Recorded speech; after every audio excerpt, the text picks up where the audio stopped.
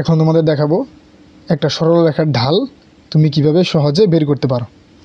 ঠিক আছে, তো খেয়াল করো এখানে যে সরল রেখার সমীকরণ দেওয়া আছে, এখানে x plus b y plus c সমান 0, এটা হচ্ছে একটা সরল রেখার আদর্শ সমীকরণ। এটা তোমরা জানো যে একটা সরল রেখার আদর্শ সমীকরণ হইতেছে x plus b y plus c সমান 0। আর একটা সরল রেখার আদর্শ সমীকরণ থেকে ঢাল বের করার নিয়ম হইতেছে, একটা সরল রেখার আদর্শ সমীকরণ থেকে ঢাল বের করার নিয়ম কি? নিয়ম হইতেছে মাইনাস, এটা হচ্ছে সূত্রের মাইনাস এক্সের সহগ আর নিচে হইতেছে ওয়াইয়ের সহগ, তাহলে সূত্রটা কি?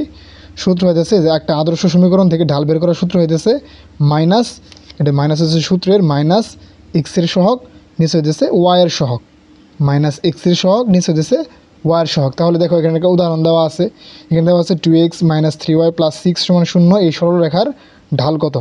তাহলে সরল রেখার ঢাল কত হবে বলো? সরল রেখার ঢাল হবে এখানে তুমি কি দেবে? সূত্রের হইতেছে মাইনাস এক্সের সহগ কত? এক্সের সহগ হইতেছে 2, এক্সের সহগ 2, আর ওয়াইয়ের সহগ কত? ওয়াইয়ের সহগ হইতেছে -3, ওয়াইয়ের সহগ হইতেছে -3। তার মানে এই সরল রেখার ঢাল কত আসতেছে? 2/3। ঠিক আছে, তাহলে এই সরল রেখার ঢালটা কত আসলো? 2/3। তুমি চাইলে এইভাবে সহজেই কিন্তু একটা সরল রেখার ঢাল বের করে ফেলতে পারো।